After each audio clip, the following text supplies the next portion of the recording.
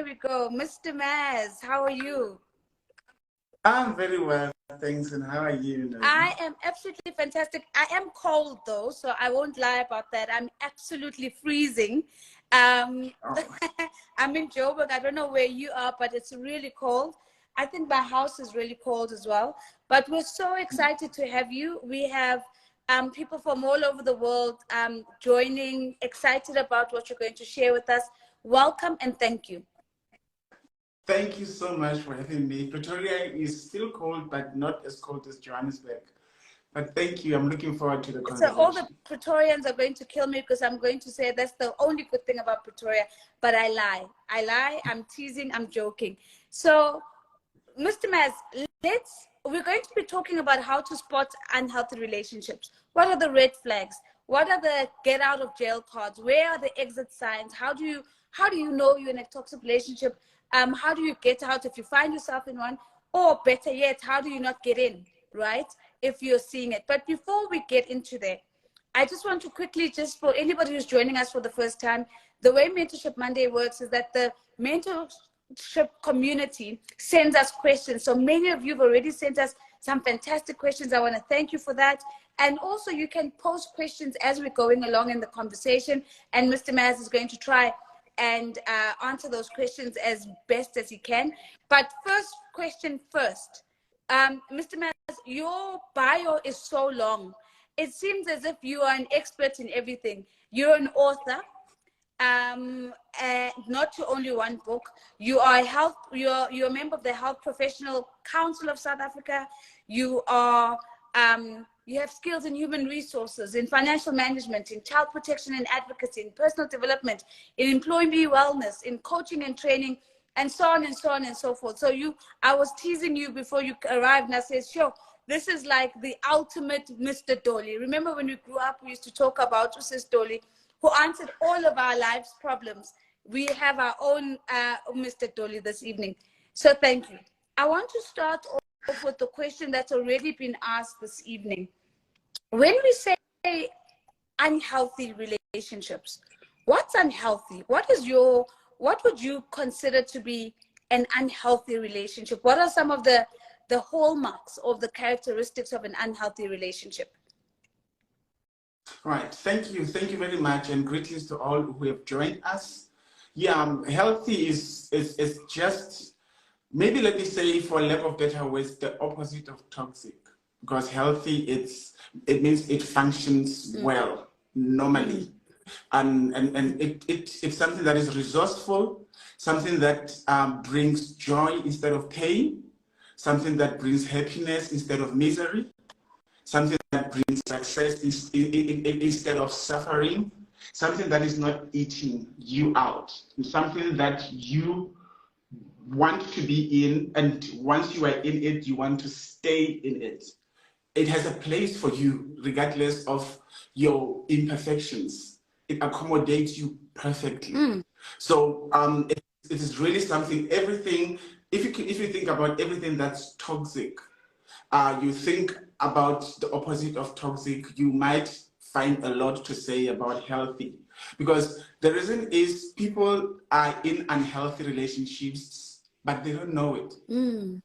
They think that's how things are supposed to be.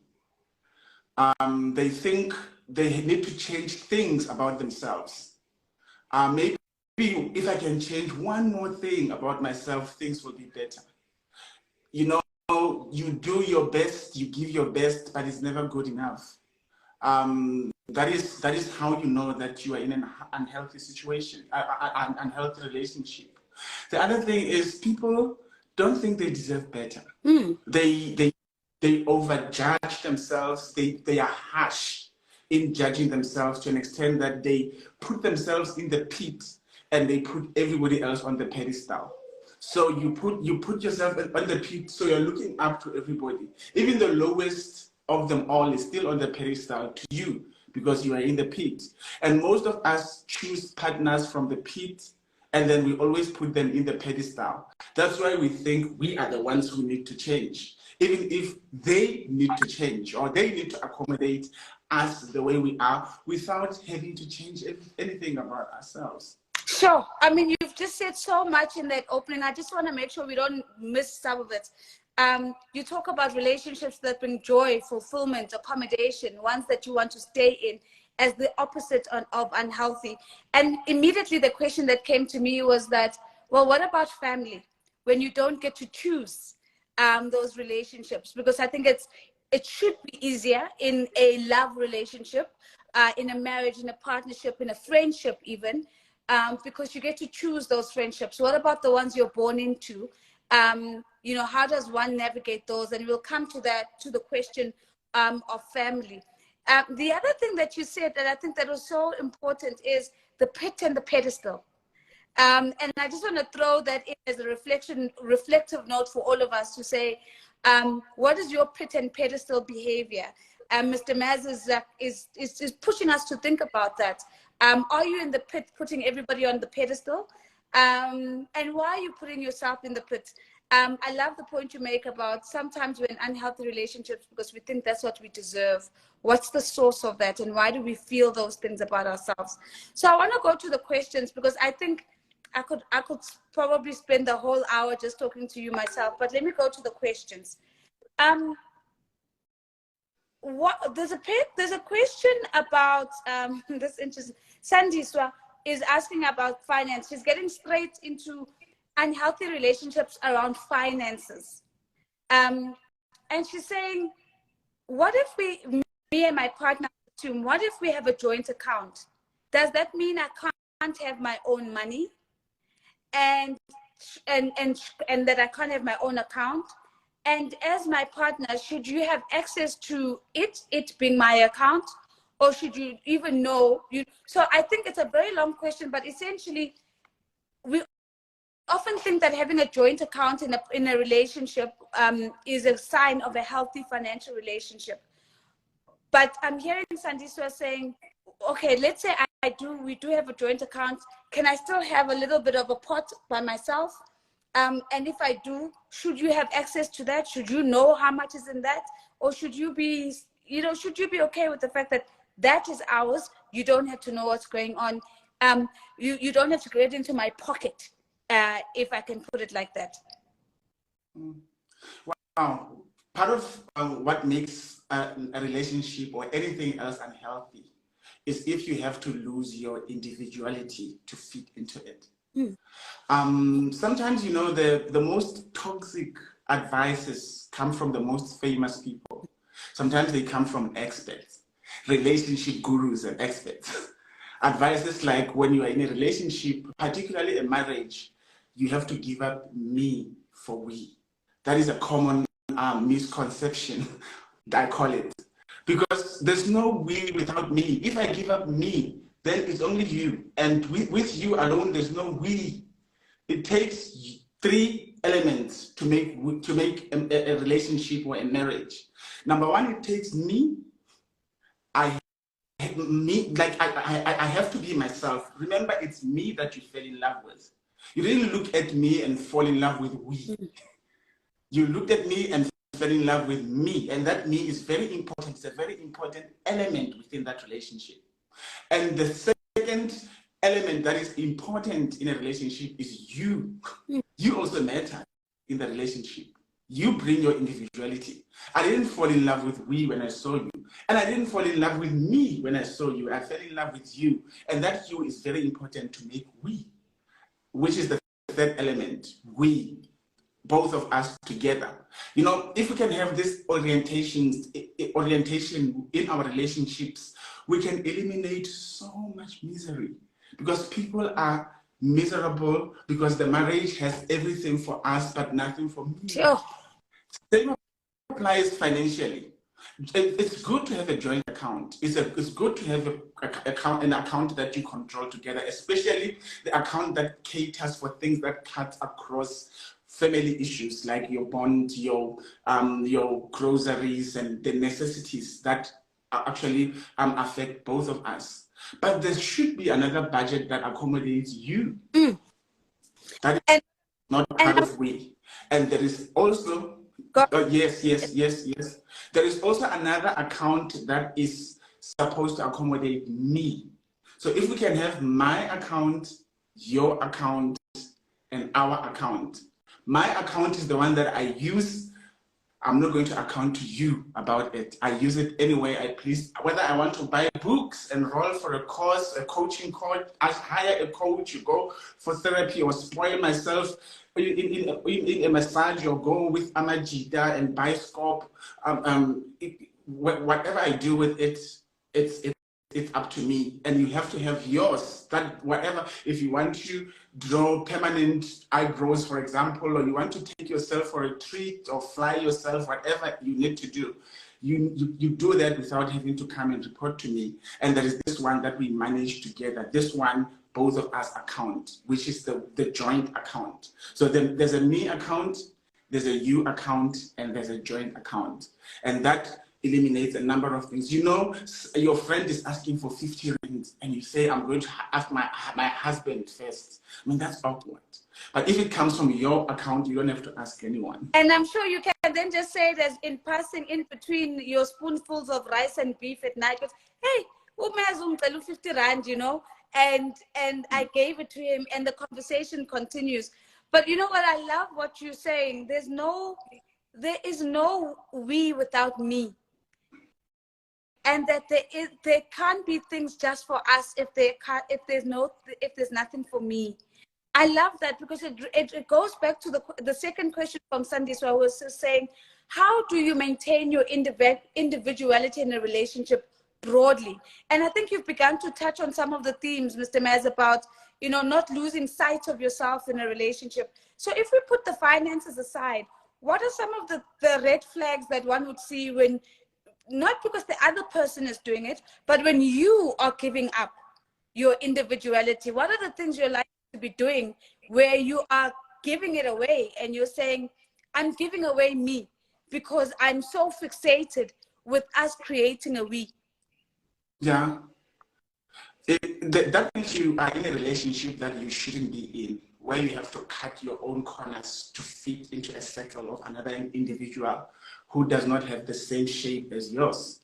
And that is the primary cause of depression, where we cut our own corners trying to fit into the society that expects something out of us that we don't have. So if you have to change into the person that the other person will love, that is not a person worth loving. You don't have to change anything about yourself to be loved by someone.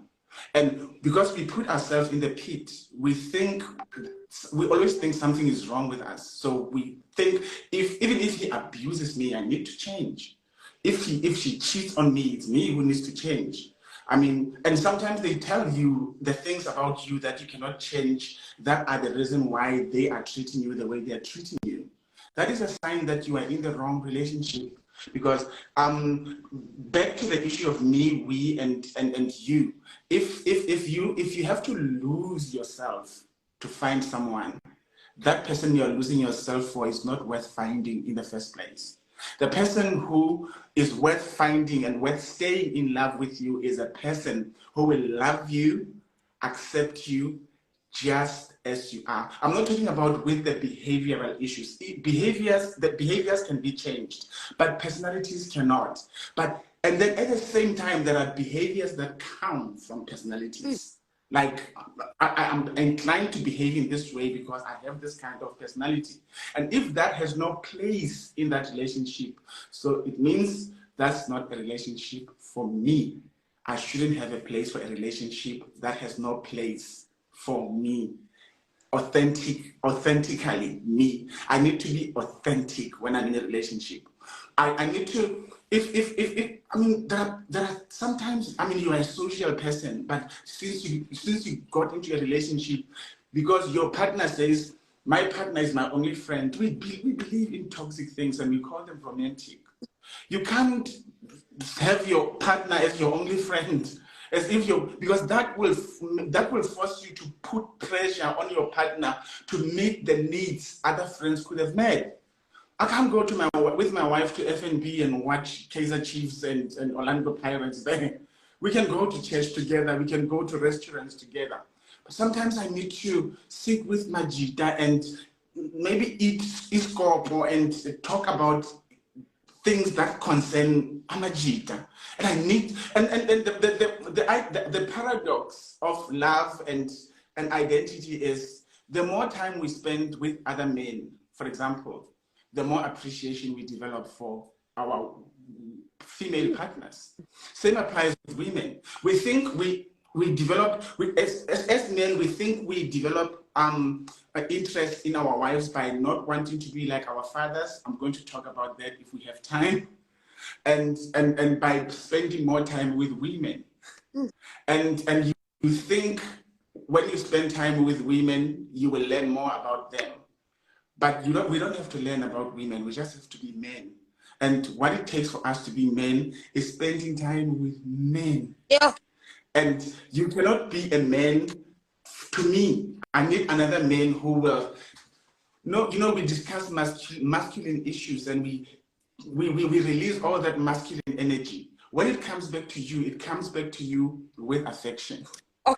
I don't know if I should talk about that as well. I'm putting it down. I'm putting affection down because I think it's very important. I think we're going to need a part 2, Mr. Mazzz, because I think you're touching on so many things. But my goodness, I think Duke of Jericho is saying the jewels are getting dropped tonight.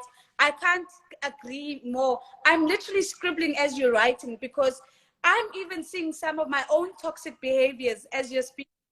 As you're talking about, you can't expect your partner to be your friend. The thing I always say to my husband, like, you're my best friend. And, we both have other friends, but I always say, but you're my best friend. I'm sitting here thinking, hey, poor guy, probably his best friend is some guy that he eats scop with somewhere. But now I've gone and, put this thing and romanticized ownership over best friend as a title, which actually has no meaning. So I need to go and think about that. But you've spoken about, sure, don't go and cut your own corners in order to fit into other people's circles. Guys, if you haven't heard that, I don't know. I mean, that is so powerful. I heard you also speaking about, okay, we're going to go to family, we're going to go to affection shortly. There's a question coming from Caesar, and I also had the same idea, which was, what about compromise? We always are told that relationships are a negotiation, that you can't go through a relationship without wanting to compromise and to meet your partner halfway at some point. At what point does compromise become unhealthy? If you give up more than you can afford to, if you give up more of what makes you yourself, if it hurts to compromise, like it hurts, it's like it's coming out of you, it's like it's tearing your flesh or the flesh of your heart. Remember, compromise is not the optimal means of resolving conflict. We don't have to be, yes, sometimes, yes, we really need to compromise, but there are things that we are not supposed to compromise. You need to have your own principles. Know who you are, know what you cannot compromise, and build your boundaries around that. And when you enter into a relationship, you should be clear that, I'm willing to compromise a lot of things, but not this one. Make it clear from the start. I was having a premarital counseling with a couple, and the lady said, I'm not a person who cooks. And when she said that, I could see the expression in the face that this person hates cooking. And she said, all my friends know that I don't like cooking. But I decided to compromise. I said, no, that is the compromise that you're not supposed to make. Because it means you're going to have to cook for the rest of your life, and that's not something that you love to do. Let's talk about that. Let's talk about things that will. I mean, you want to be married, not buried. You don't want to give up anything that makes you who you are. Don't go too far beyond your comfort.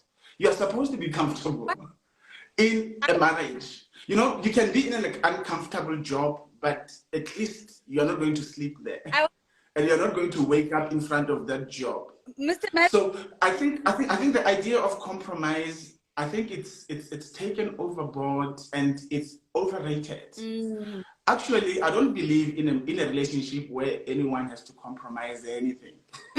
You have to find things that you enjoy together. And the part that requires the compromise, that is the part that belongs to the me and you. That is the part that should not be part of we. I didn't want to lose that line. I don't know if you guys heard it. I actually had a physical reaction. You want to be married, not buried. I mean, yay. Was it Dorothy also? Dorothy also picked up on it. You want to be married, not buried, guys. So I want to get to fathers. I want to get to affection. But before I go there, Avitandra's posted something interesting. I've pinned it there for you. She said, what about the jealousy when my partner is tagged in a girl or post story? I want to unpin that comment quickly. How do we manage jealousy? So Avitandra's like, I'm seeing my partner's put a post, and then I'm seeing a girl coming in and putting a heart reply to that post or liking that post, and it's triggering jealousy.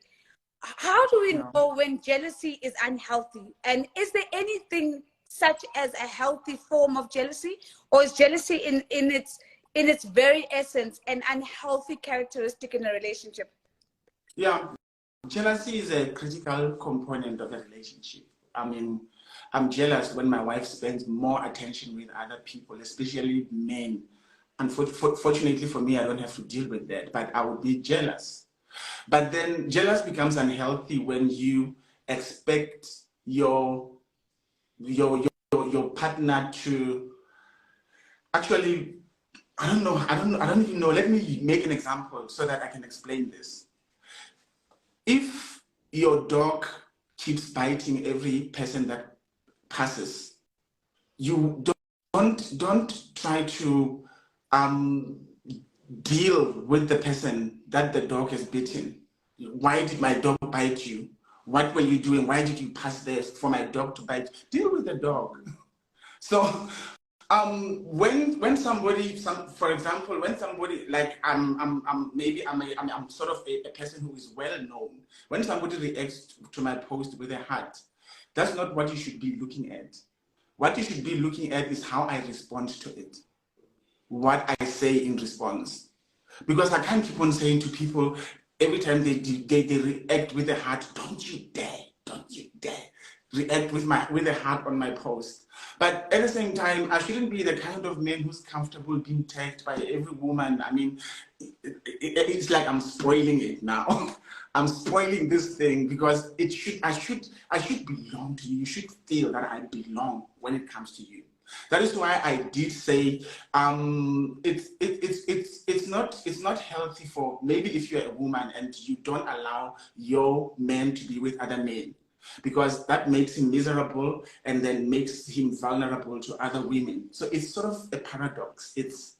I don't even know how to explain it. But I mean, my wife knows there are people who send me inboxes. I'm open about those inboxes. Look at what this inbox says. And she can't hold me accountable of what people, I can't control people's actions, but I can control my own actions and my own reactions. It's a different thing if I am the one who goes and reacts with a heart. So now it's me that you have to deal with. So try to check with your man which are the things that she can really control. If there are people that you can see that this one is taking chances, trust your man to deal with that person. And I can see you're trying to take chances, but stop it, because you're not going to win. Because now you're smiling when I say that, because deep down is an attractive thing to women about men. Women are attracted to men who can stand up to other women to protect their relationships. Yeah. I'm not sure if I'm answering it sufficiently. I think excellent. Yeah. I want to pick up a comment from Debza here. Debza is saying, jealousy may stem from insecurity, but it can also be fueled by disrespect from your partner. And I think it's such a good point that Debza is making, because when something does happen and you're saying to your partner, hey, I noticed this, you're actually saying, this thing makes me feel insecure. It doesn't make me feel comfortable in the relationship. And I think sometimes we don't always have the words to say exactly what we're saying. So we come and say, why did this person respond with the heart instead of saying, hey, by the way, I noticed this and it made me feel more insecure about myself, and this is the reason why. And like you said, how your partner responds to that either makes the jealousy worse or they make you more secure, because they give you an answer that affirms you to say, babe, don't worry, these are the kind, let me show you what these people are saying, but also see, how I'm responding. Okay, so everybody likes the comment, deal with your dog. Hey guys, tonight, people are going to be told that they're being dealt. So let's pick up on a couple of issues that have come up. Kiabeto sent us a message, a question saying, please talk to me about abusive relationships. How do we know when it's love or when it's just addiction? And she's saying there's an example here of a friend who's unable to let go of an abusive relationship, even though they don't even have kids together. So at what point are we victims of abuse versus addicts of abuse? Yeah, yes, yeah. It's a very, very important question, because it's in itself a tricky situation. Because abusive people are not all abusive. They are extra charming and romantic. The reason why they keep you in the relationship is because they keep you in the loop. Let me call it the crazy eight, for lack of a better word. When you accept that they abused you, they take you to honeymoon straight. Bunch of flowers, lunch on top of the mountain, like all the things that they make you feel like you are the queen and you are the only queen in this person's life. And while they treat you like that, something comes into your mind that this is a good man, maybe I'm the bad one. And then you start fixing yourself, and then despite you fixing yourself, when you are comfortable in the honeymoon, they take you back to the war zone again. Start the abuse. It's not only the physical abuse, it's the verbal abuse, it's the emotional abuse, like anything that is done with an intention to hurt you. And then their apologies are very, very strong. They are very powerful. And they don't start with the abuse. They start with showering you with lots of attention, giving you lots of love. I mean, they tell you all the things that you want to hear at the beginning of the relationship. And that in itself, when the abuse happens, it keeps you hoping the relationship will go back to where it was when you met. And it's never going back there. It is never going back there. It's going to keep you in the loop, like the eight kind of shape. The honeymoon, the fight. The honeymoon, the fight. That's why people are not able to get out of it. And the sad thing is you develop emotional dependency on the person. Because whether saying it or implying it, that they put it subliminally, that you are only beautiful because I say so. If I don't, they know how to do that. Like they use that, let me say I want to say the push-pull, but let me use it as the give and take. Yeah. They use the give and take. They give you your sense of worth by telling you how beautiful you are. You are the sweetest. You are, they tell you all these things, and they do all the things that make you feel, you know what, I'm the queen. And when you sit there, they take it. They hurt you. And when they hurt you, they tell you you are worthless, you're not worth anything, you're not going to make anything out of life. The only reason why you are this beautiful is because of what I am making out of you. And then now when they put you in that position, you are hoping that they will come back and give the self-worth that they took. So it's a game of give and take. So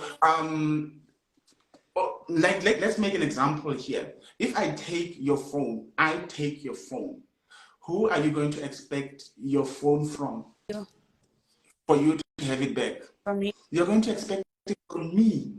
So that creates an illusion in our minds that we can only take the things we can only regain the things we lost from the people who took them. Oh my word. Yeah, let me repeat that in case someone missed it. The fact that when I take your phone, you expect it from me. Sometimes I can take your phone and give it to my wife give it to my daughter give it to her teacher give it to her boyfriend, and the boyfriend sells it to the shops. You are still going to expect that phone from me, even if it's not there. It creates that illusion that the only way to get what you lost is to get it from the person who took it. That's how people get scammed. A couple of months ago, I was working with this lady in counseling who was scammed 50,000 rands. And then she went to the scammer and said, I understand that you are a scammer and that's your job, but can you please have mercy on me and return that 50,000 because it was the very last one. I was only taking my changes. Can you please do that? And the scammer said, yes, I'm going to return it, provided you send me another 50,000 so that I return it as 100,000. Guess what? The lady sent another 100,000, scammed another 50,000, and 100,000 was gone because of the illusion that that man took 50,000 from me, and the only way I can get it back is from him.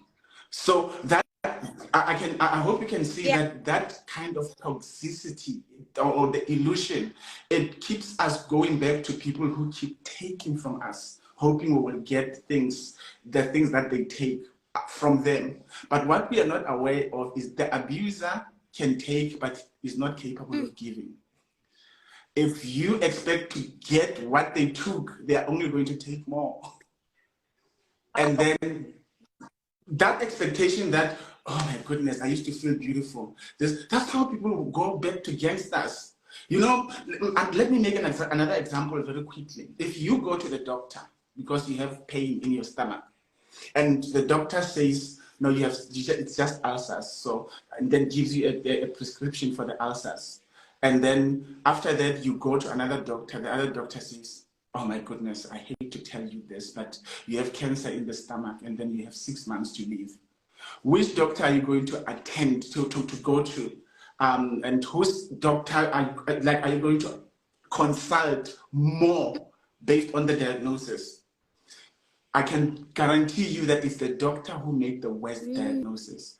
The doctor who said that you have cancer and you're going to die, that is the doctor on whom you're going to spend your medical aid. You can tell me that our listeners can even tell me, but if I'm wrong, but that's how it goes. We gravitate towards people who give us worst diagnosis. You know, if I can tell you the worst thing about yourself, I can keep you coming to me, because you come to me hoping I would say, no, that diagnosis was not true. Oh my word. Even if you go to other doctors and they say we don't see cancer, you are still not going to listen to them. Until that. That's how we say. And until that one who gave the diagnosis tells you that, no, you're actually not sick. So we expect the people who told us the worst things about ourselves to be the ones who tell us, you know, the songs. I remember the song by Tony Braxton back in the years. The name of the song was "Unbreak My Heart." So people who break our hearts the most are the ones we go back to, hoping they will unbreak it. But guess what happens? They break it some more. So what can you do now if somebody took something from you? Think of yourself as a tree. You know, a tree never begs for the branches it lost from the axe that chopped it. I repeat, the tree never begs for the branches it lost from the axe that chopped them off. It simply grows other branches on its own. So everything that they took from you, you're not going to get it back from them. You have the capacity to grow them again. Oh my word. You're like a tree. So if they take it away, don't expect it from them, expect it from you. You're the only one who can give yourself back what they took away from you. If you expect it from them, it keeps you in the loop of abuse. So you got to get out of the loop. You got to break. Yeah, you've got to get out of that eight. That give and take, push and pull, compliment and criticism. You need to get out of that. And so there's so much reaction. I'm seeing comments saying brekile, don't look for the same person to unbreak your heart. Someone is saying, you know, don't charm a snake after it's bitten you, it will bite you again. Dinero is saying that's my relationship with my mom. Finally let go a few years ago. It's hard not to. And there's just so much reaction to what you're saying. And I mean, I'm listening to you, and I think that analogy that you have painted for us, that we keep going back to the people who've broken us to make us whole again, is so true. Thank you so very much for that.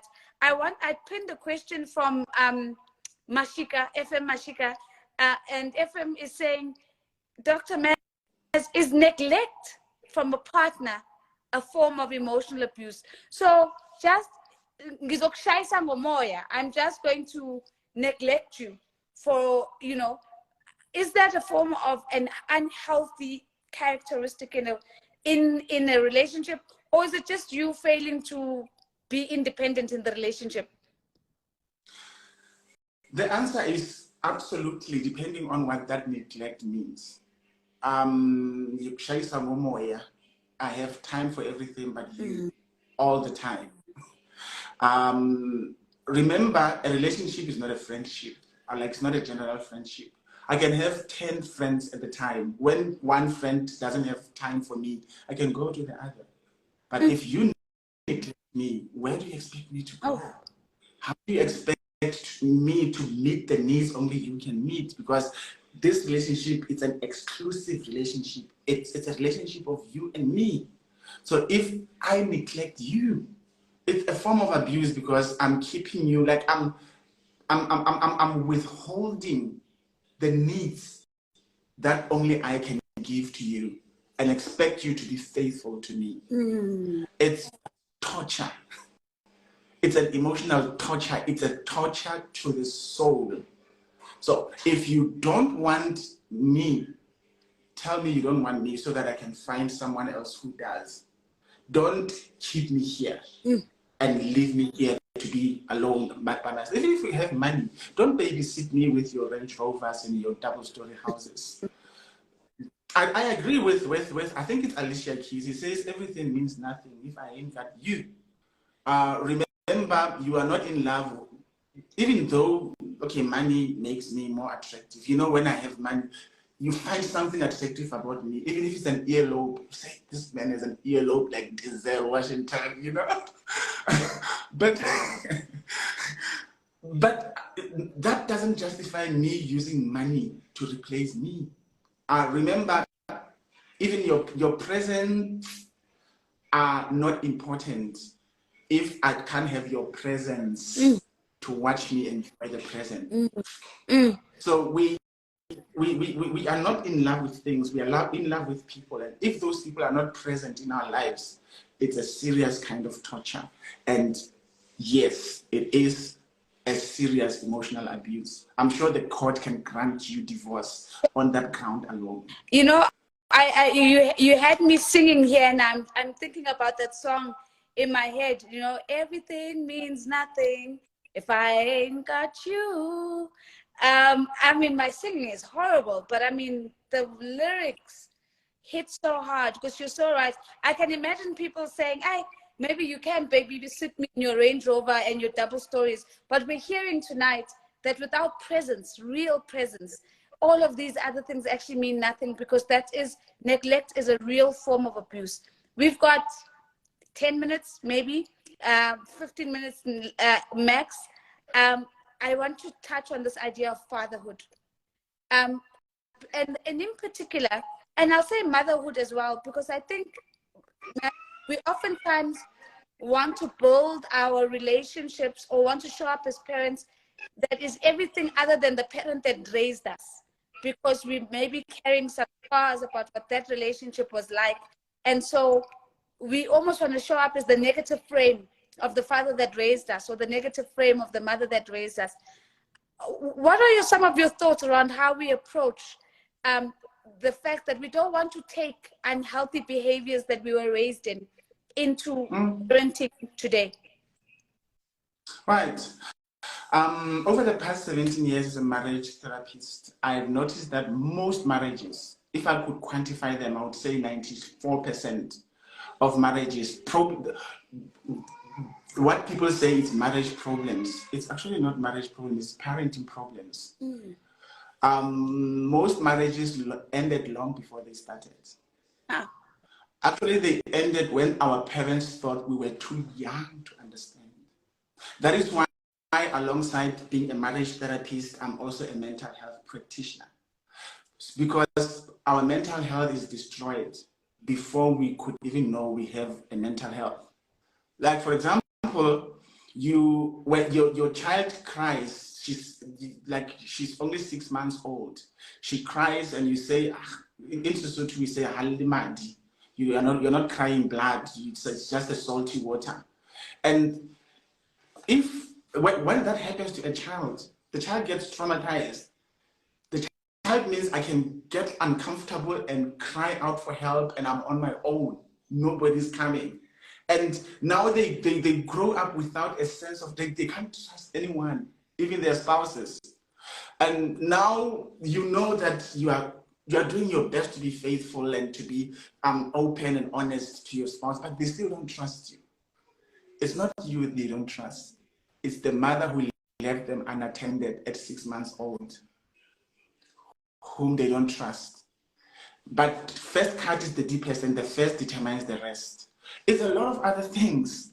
Like sometimes we leave our children with their grandparents and we run out and disappear. And that they experience a deep sense of abandonment. That people I love the most are going to abandon me. And they enter in relationships with that mentality. That everybody who falls in love with me is going to abandon me just as my mother abandoned me. And that happens unconsciously. And then now that you are older and you are in control, the attitude is I'm going to abandon them before they abandon me. That's why people get into a series. I mean, you are at X number 10 now. Because and you are the one who has been abandoning them. It's either you abandon them or you do things that says they are going to abandon me anyway. So childhood traumas are the real reasons why most marriages fail. I could make a lot of examples if we had time, but I guess it suffices to say that. I mean, I think about 3 years ago, I was dealing with a couple. The wife was complaining when the husband doesn't tell her that he loves her. But every time the husband tells her that he loves her, she attacked him. Like she became very violent and attacked him. And she was not even aware. So we experience the world in both ways, consciously and unconsciously. And the unconscious experience, it starts when, that's what happens when they think we are too young to understand. Because if you can understand it, you can evaluate it, you can assess it, and you can determine whether it stays or it leaves. But if you can accept it, it goes straight to your unconscious mind. And 90%, like an iceberg, 90% of our behavior is controlled from our unconscious mind.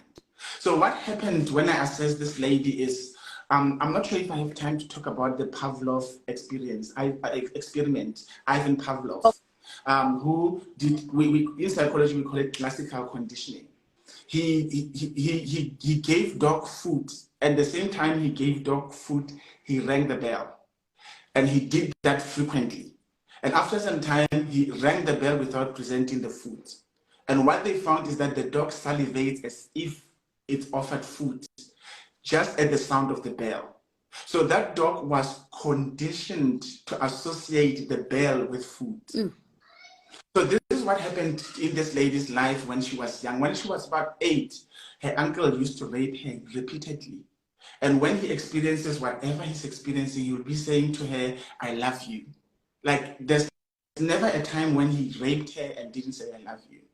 So in her unconscious mind, I love you is conditioned to be associated with rape. So consciously, he wants the husband to tell her that he loves her. But every time the husband says, I love you, it's like he's raping her. Yeah. So that's how it was experienced. So that marriage ended when he was 8. when she was 8. Yep. And she thought, because as children, we don't even know whether that is right or wrong. We don't even know if we are violated because we have nothing to compare it with. We don't know anything. That's the only thing that we know. So we don't know enough about it to say this is painful, this is violation. Maybe I have to survive and comply, even though it's destroying us.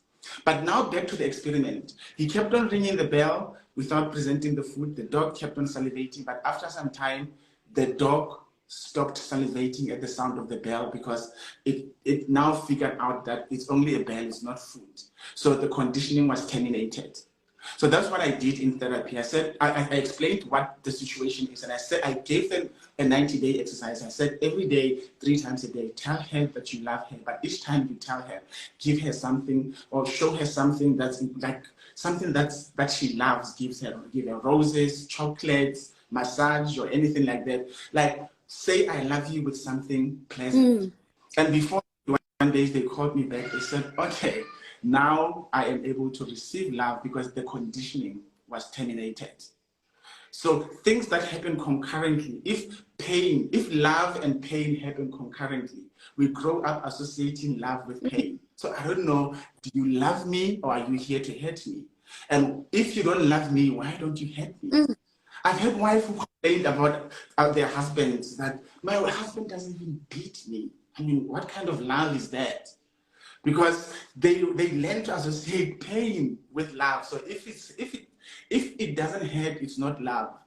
And I'm serious that people who leave, I mean, a gentleman for a gangster. Yeah. Simply because a gangster gives her a fair share of a beating, and they associate that with love because our parents who love us so much, they beat us, and after they beat us, they gave us a lollipop.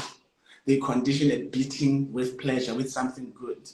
So some people are addicted to pain because they interpret that as love. To them, there's no love without pain because when they were younger, the love was conditioned. It happened concurrently with pain. So that's one of the things that keep people in toxic relationships because it is the toxicity that I associate with love. If the toxicity is not happening, I think I'm not loved. So we don't even know that obviously we try to be different from our parents. But the more we try to be different from them, the more we act like them.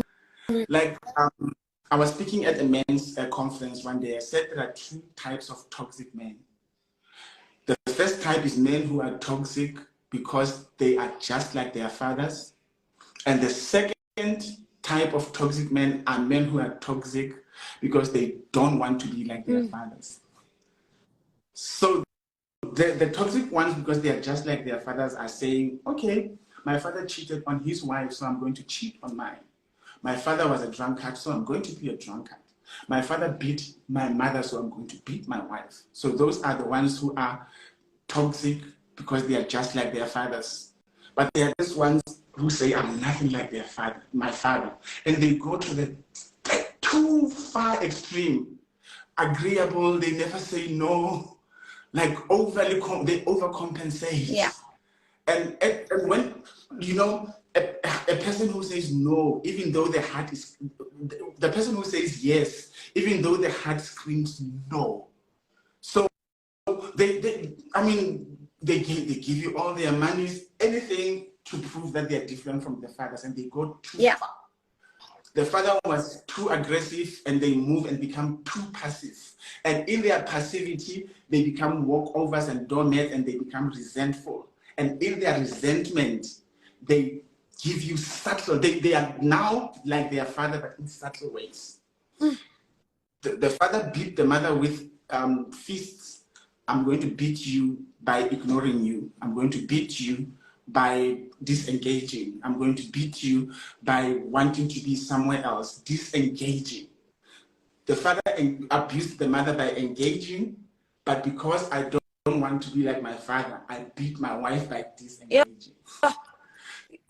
So it becomes toxicity, but in a different. Those are 2 sides of the same coin.